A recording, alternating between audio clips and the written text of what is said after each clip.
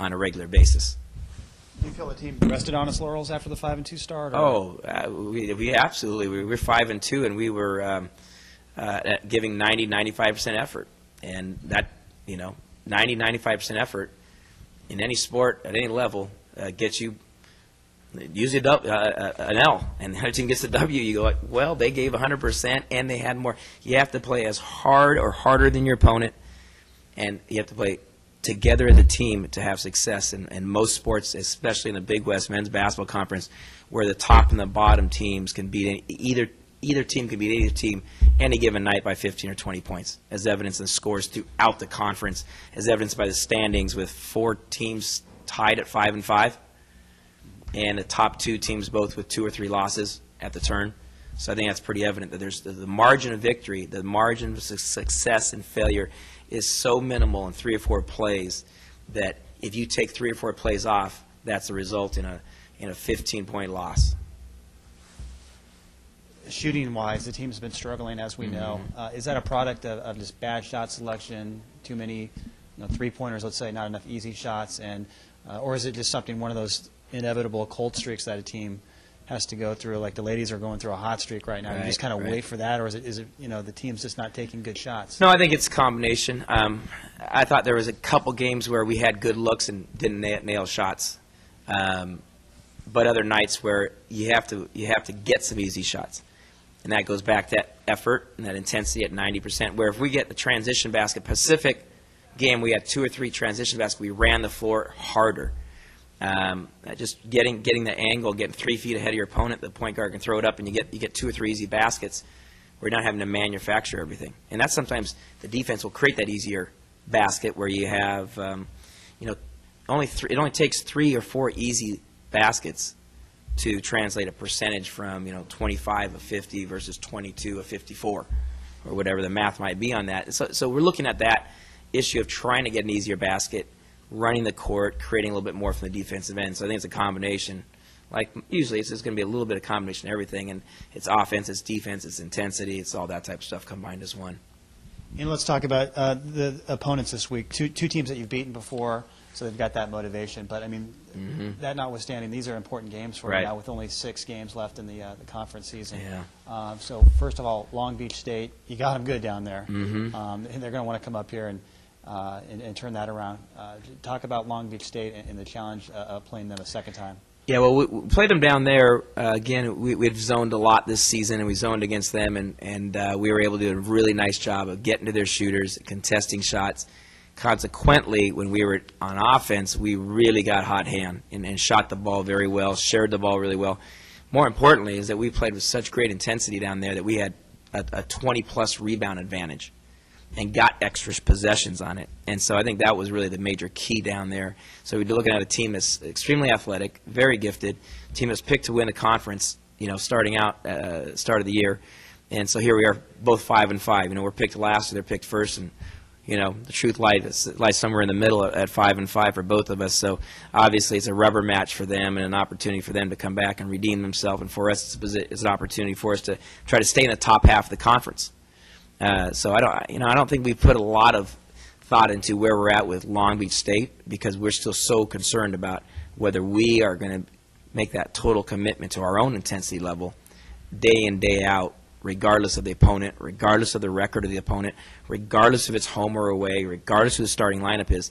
We got to take care of our own business, control the things that we can control. Yeah, because, obviously it's not a do-or-die situation, but, with the losing streak here, teams have already have tied you now in the standings. Sure. So talk about just the importance of maintaining your spot here in the Big West before teams just start passing you. You start dropping. Yeah, I guess we want to maintain our position in the Big West, but we want to maintain our competitiveness in the Big West. I think that's the issue is not the record. It's the competitiveness. If we could look at the 4-game losing streak as those are highly competitive games, I think you could feel different about it. But I didn't feel like they were highly competitive games, and I take more pride in that as a coach than anything else. You can say I don't like your zone offense, I don't like your zone defense. Okay, let's argue about that. If you say I don't like the way your team competes, that's a personal attack. I'm not getting the job done as a leader. And that's when I'm most critical on myself, is when our team's not competing at that level. Now, you don't have to have, 3 All-Americans to be highly competitive. And that's what we're really trying to drive home, that mindset, is that our goals at the start of the year are still the same. Let's have a winning record in Mott Gym. Let's get to the Big West tournament. Let's graduate student athletes.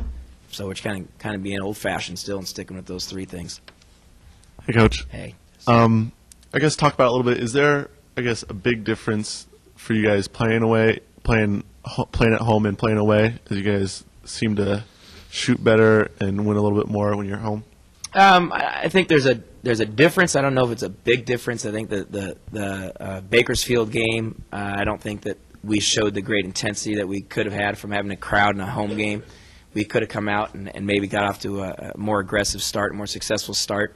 We didn't come off to a quick start at Bakersfield at home, and eventually I think that was the demise of having an opportunity to win that home game.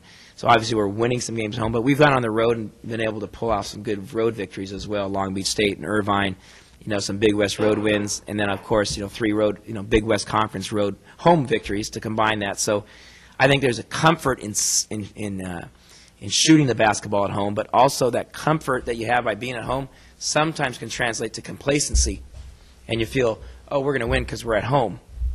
That's just not the case. Teams are looking at us as a highly competitive team that gives them a chance to move up in the standings. We're not the team that was predicted to finish last in the conference, and now we're a team that's tied for a 3rd spot. So Long Beach State is fighting for their playoff position based upon that.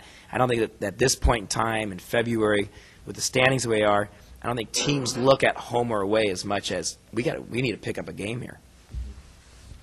And then talk a little bit about Thursday. You only had Keeler in double figures, even though he did go for 30.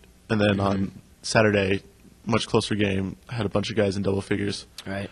Is a balanced attack something you guys coach for? You guys want your team to do, or is that something just? Well, I mean, every coach would love to have 5 guys in double figures. I mean, it's harder to key on anybody. When we usually find success is when we have the 3rd and 4th guy in double figures. Keeler can get anywhere from 15 to 30. We can still have success or failure. He had 30 at Irvine to open the conference play up, and we won the game. He had 30 at Davis, and we lost handedly. So I don't think Keeler's numbers are very, it's not really a strong indicator of how we play as a team. It's really what happens the 2nd, 3rd spot. So having a Sean Lewis, a David Hansen step up and have 10, 15, 20 points. Kyle Oddister chipping in some baskets here or there. Will Taylor getting, adding the 3rd and 4th guy. Really the key for us to get over 65 points. Thank you.